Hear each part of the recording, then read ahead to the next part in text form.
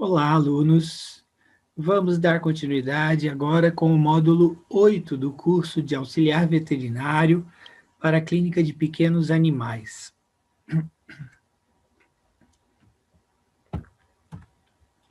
Nesse módulo, nós vamos abordar um assunto bastante interessante. O tema será sobre patologia clínica. O que é isso? Praticamente, o que a gente vai conversar é sobre os exames feitos no laboratório, né, os exames de laboratório que são utilizados na clínica de pequenos animais. Dentre esses exames, nós vamos conversar sobre o hemograma, o perfil bioquímico, os exames de urina, né, a urinálise, um pouquinho sobre exame de fezes e microscopia, tá? Também vamos abordar alguns outros exames complementares, né? Então, os exames de laboratório são exames complementares. E além dos exames de sangue, né, os laboratoriais, nós temos também os exames de imagens. E aqui nós vamos considerar a radiografia, o ultrassom, o eletrocardiograma, ecocardiograma. Vamos falar um pouquinho sobre tomografia computadorizada e também sobre ressonância magnética. Começando então com o laboratório na clínica de pequenos animais. Quais seriam as vantagens de buscar ter um laboratório? Porque assim, o que a gente tem que começar entendendo? Quando um animalzinho chega com algum problema de saúde, o veterinário vai conversar com o proprietário, perguntando várias coisas, né, a respeito do animalzinho, como é a vida dele, do que ele se alimenta e sobre o problema que gerou a consulta, né, o porquê que trouxe, quando começou, etc.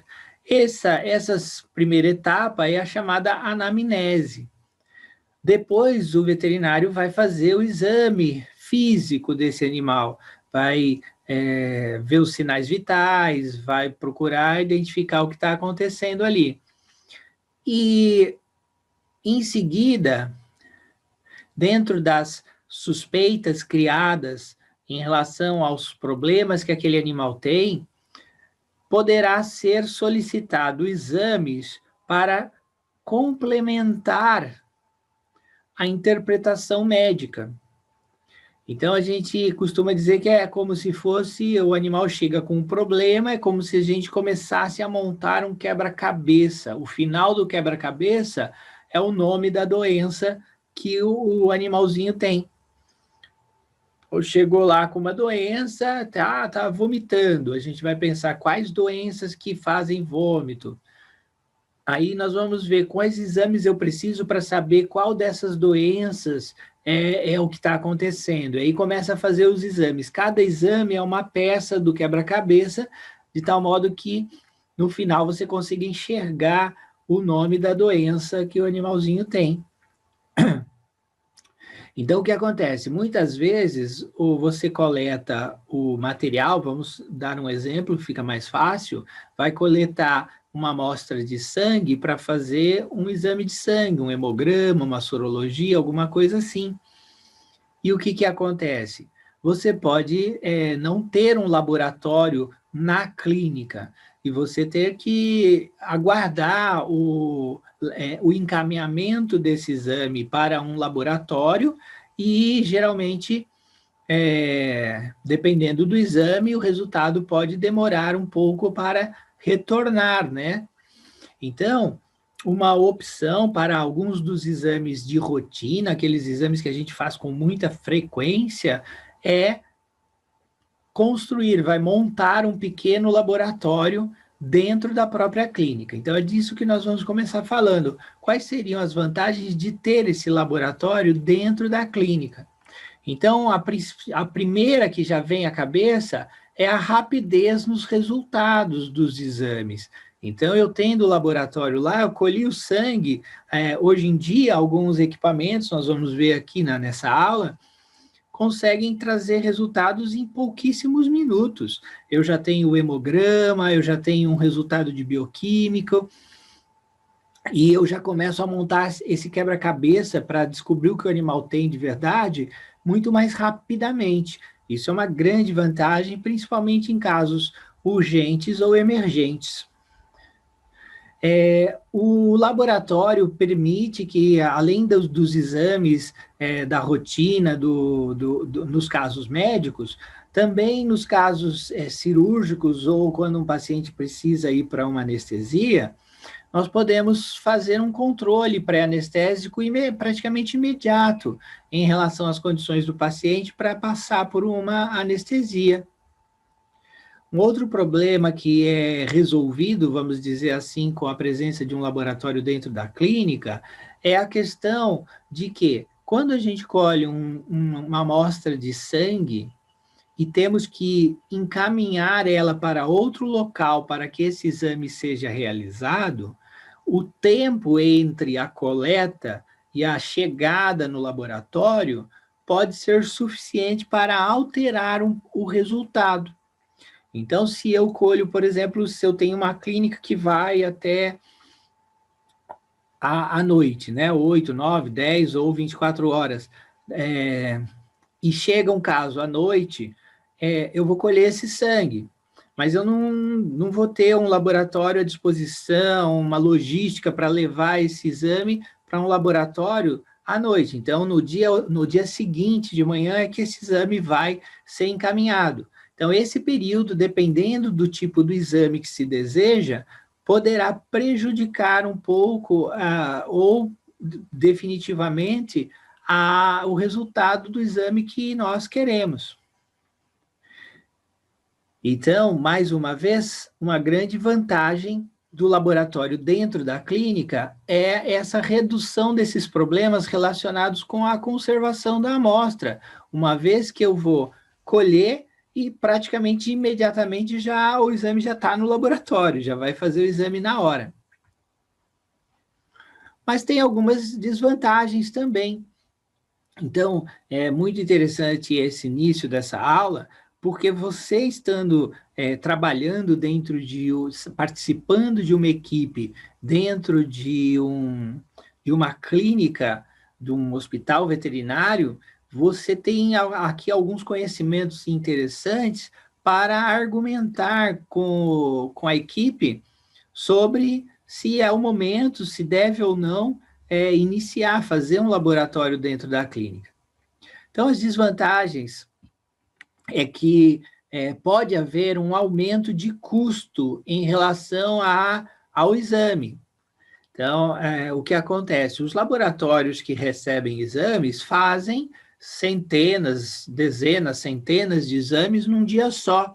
Essa quantidade grande, porque eles estão recebendo de vários lugares, permite um custo menor por exame.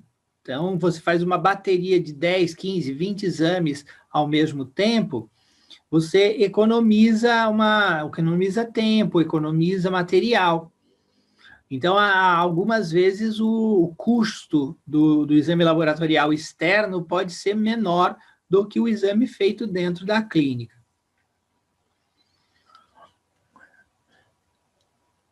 A qualidade do exame também é algo que deve ser considerada, deve ser muito bem pesada.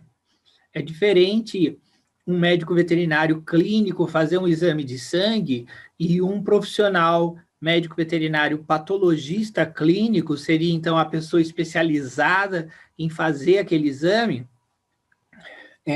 Existe uma diferença entre um e o outro fazer, né? O patologista estará muito mais apto, habituado, terá muito mais conhecimento específico para avaliar o resultado do exame, não exatamente o resultado, mas a execução do exame e a interpretação daquele exame.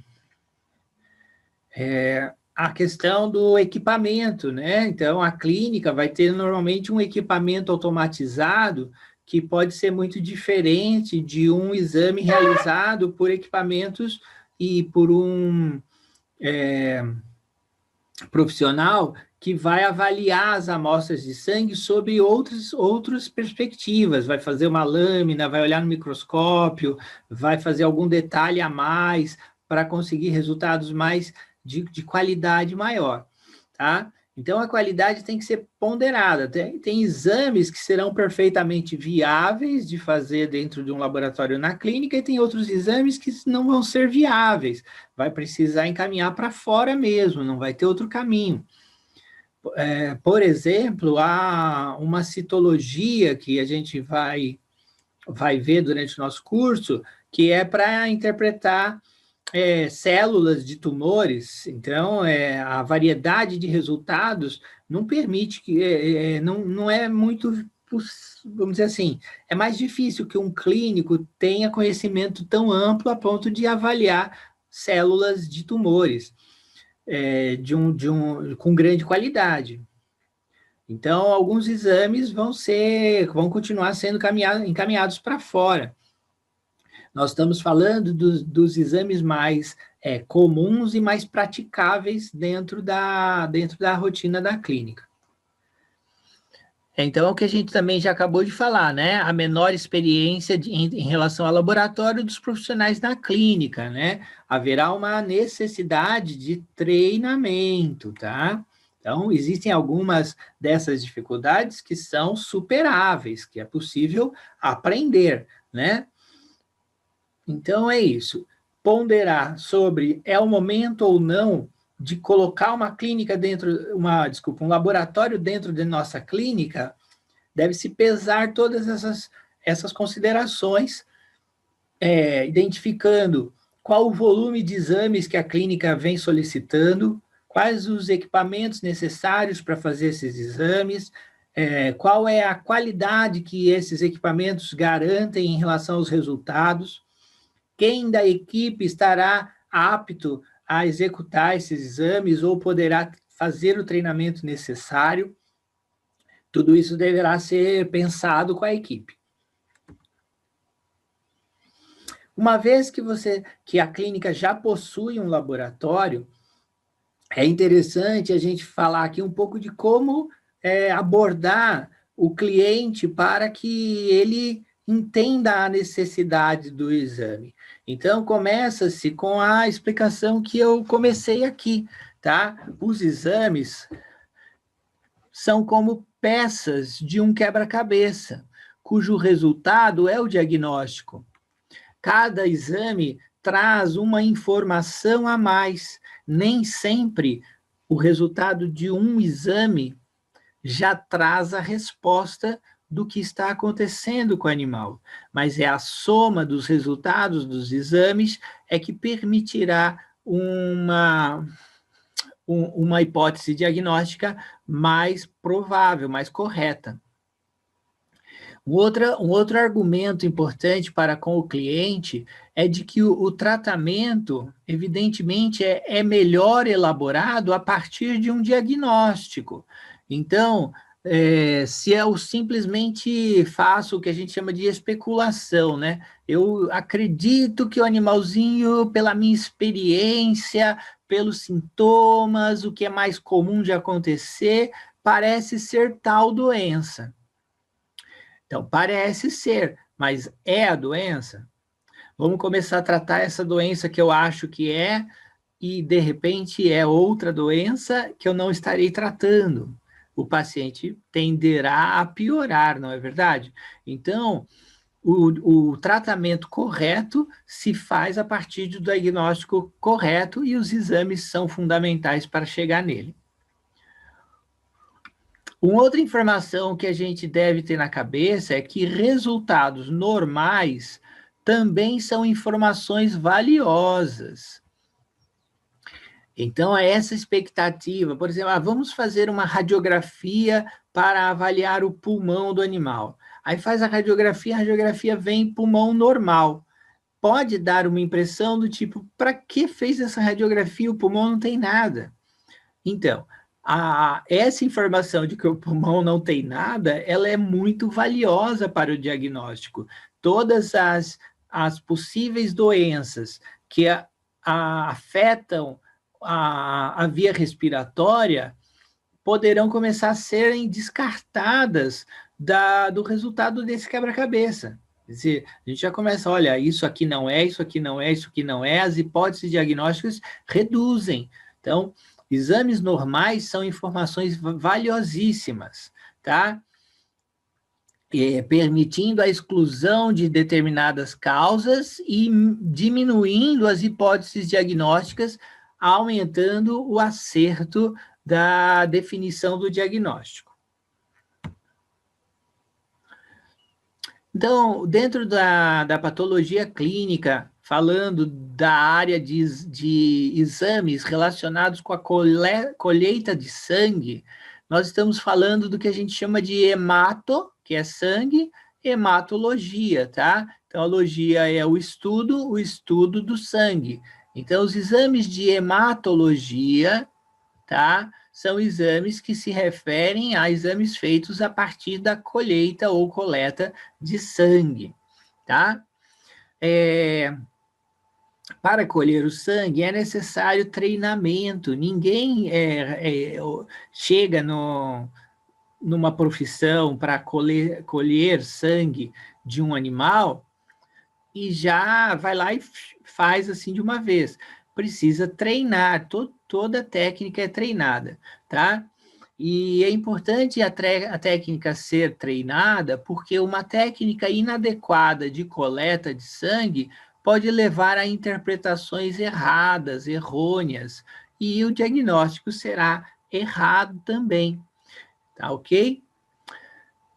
O uso para coleta de sangue, nós usamos seringas, agulhas e tubos especiais, cuja uma das marcas mais conhecidas é a Vacutainer, que nada mais é do que um tubo com vácuo dentro, facilitando a coleta do sangue. Os tubos podem ter ou não o que a gente chama de anticoagulante, tá? O anticoagulante é uma substância que evita que o sangue coagule, forme o coágulo, tá? Uma das substâncias mais comuns de serem usadas é o EDTA, mas existem outras. Nós vamos ver aí na sequência que uma das coisas que a gente faz quando colhe o sangue é um chamado esfregaço sanguíneo. Esses esfregaços sanguíneos devem ser treinados, porque o importante é que eles sejam realizados o mais breve possível. Então, se eu quero fazer um exame num laboratório de fora ou num laboratório interno, independente, o ideal é colher o sangue e já fazer o esfregaço sanguíneo, ao invés de encaminhar o sangue para fazer o esfregaço sanguíneo lá no local. Isso seria o ideal. O sangue precisa ser refrigerado, tá? Até o momento da avaliação. Então, um sangue colhido e deixado em temperatura ambiente, especialmente num dia de calor, trará alterações significativas e o resultado do exame não poderá ser bastante alterado a ponto de afetar a sua interpretação e o diagnóstico final. Também existe uma necessidade muito grande de respeitar o volume do frasco. Então, se eu tenho, existem frascos para coleta de sangue para 0,5 ml de sangue, frascos para 2 ml, frascos para 4 ml, e a gente deve procurar respeitar. Então, um frasco de 0,5 ml, eu não posso pôr 1 ml de sangue, porque haverá alterações nesse sangue. Da mesmo modo, eu não posso pegar um de 4 ml e colocar 1 ml. Isso poderá trazer também alterações. Quando nós estamos colhendo sangue em um frasco com anticoagulante, com EDTA ou algum outro anticoagulante, isso significa que após a coleta nós precisamos fazer o quê? Misturar, homogeneizar, misturar o sangue com esse anticoagulante, com o EDTA. Então, eu pego o frasquinho e precisa fazer esse movimento, assim, para cá e para lá, para o sangue balançar para um lado e para o outro, né?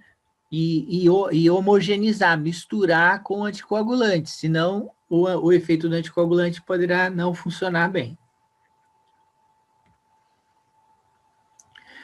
Bom, quando a gente vai fazer a coleta de sangue, existem alguns vasos sanguíneos que são, vamos dizer, os mais utilizados, os de melhor acesso, tanto no cão quanto no gato. O vaso do bracinho, nós já vimos isso em outras aulas, é a chamada veia cefálica. Ela passa bem aqui assim, ó. A veia cefálica faz assim. Então, essa é uma região onde ela costuma ter um acesso legal. O que a gente faz primeiro é o quê? Raspar o pelinho e fazer uma antisepsia com algodãozinho com álcool, porque a gente vai entrar com uma agulha dentro da veia. Então, se esse bracinho tiver com muita contaminação, eu posso acabar levando doença para dentro do vaso sanguíneo, o que é perigoso. Então, faz-se uma limpeza adequada dessa região para poder fazer a coleta do sangue.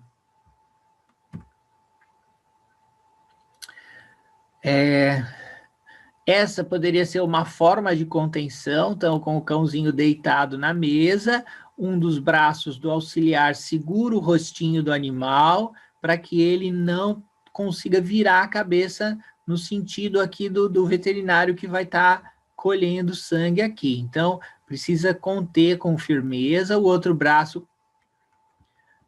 contém o corpo do animal aqui, ó. Tá? E essa poderia ser a contenção adequada de um paciente desse porte, como nós vemos aqui.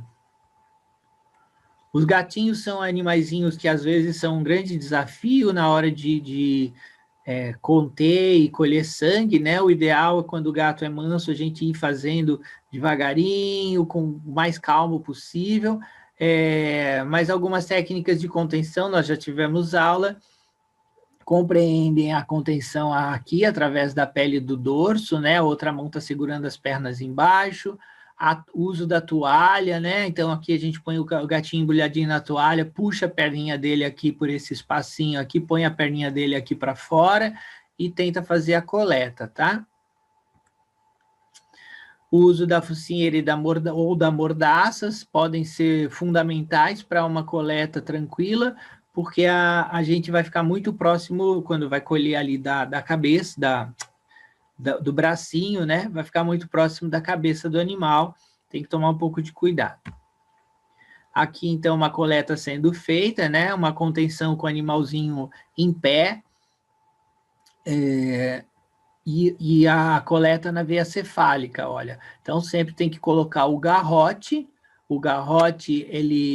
o sangue está vindo nessa direção aqui, né?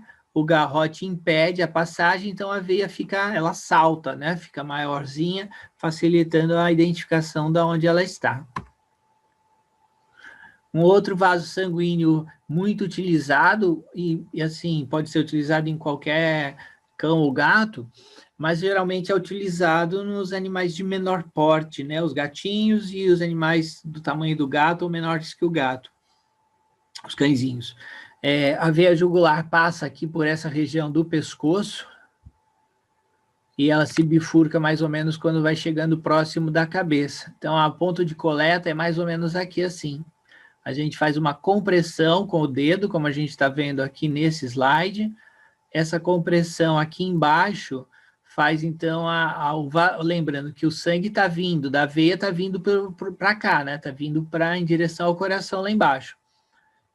Então, a gente faz a compressão aqui embaixo para a jugular ficar engurgitada, ficar maior. Aqui não dá para ver muito bem, mas está feita uma tricotomia aqui, né, uma raspagem do pelo, antisepsia, aqui a compressão e introdução da agulha. E aqui é uma forma de conter tanto o cão quanto o gato, geralmente deitado na mesa. Tem que esticar o pescocinho dele assim para cima, um pouquinho para cima e um pouquinho para o lado, ó, tá vendo?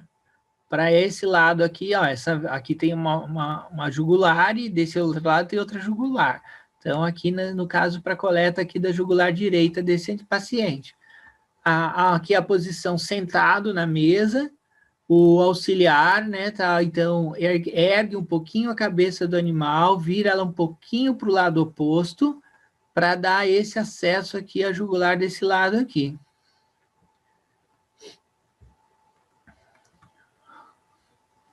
A veia safena fica na perna atrás, né, no membro posterior, e fica lateral ao corpo, né? Medial é para dentro, assim, e lateral para o lado de fora, né? Fica lateral, né?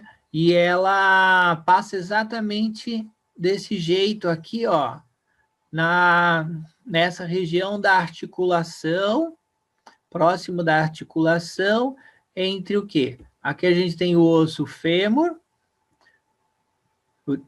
isso, o fêmur, e aqui o rádio, aqui a tíbia. O rádio é lá no braço, tá, gente? Aqui é a tíbia, tá? Osso da perna, da tíbia. Aqui, então, é o joelho do cachorro. Aqui é o joelho do cachorro, tá? E aqui, então, a gente tem a articulação da tíbia com o tarso, tíbio tarsal, né? Muito bem. Então, nós estamos do lado lateral, quer dizer, para o lado de fora, não de dentro, assim, do animal. E temos acesso a essa veia aqui, ó. Então, a veia precisa ser comprimida onde? Nessa região aqui, ó, tá? Ou a gente vai colocar um garrote aqui, ou vai pressionar o dedo aqui nessa posição aqui, porque o sangue está vindo, a veia, o sangue está vindo daqui para lá. Então, a gente comprime esse lugar aqui para essa veia saltar. Essa veia, ela normalmente é uma veia que você enxerga com facilidade, mas ela tem uma mobilidade muito grande, ela meio que dança aqui para lá e para cá. Então, na hora de colocar a agulha, tem que ter uma certa experiência, um certo cuidado para introduzir a agulha dentro dessa veinha. Aqui está uma amostra dela de uma coleta sendo feita nessa região.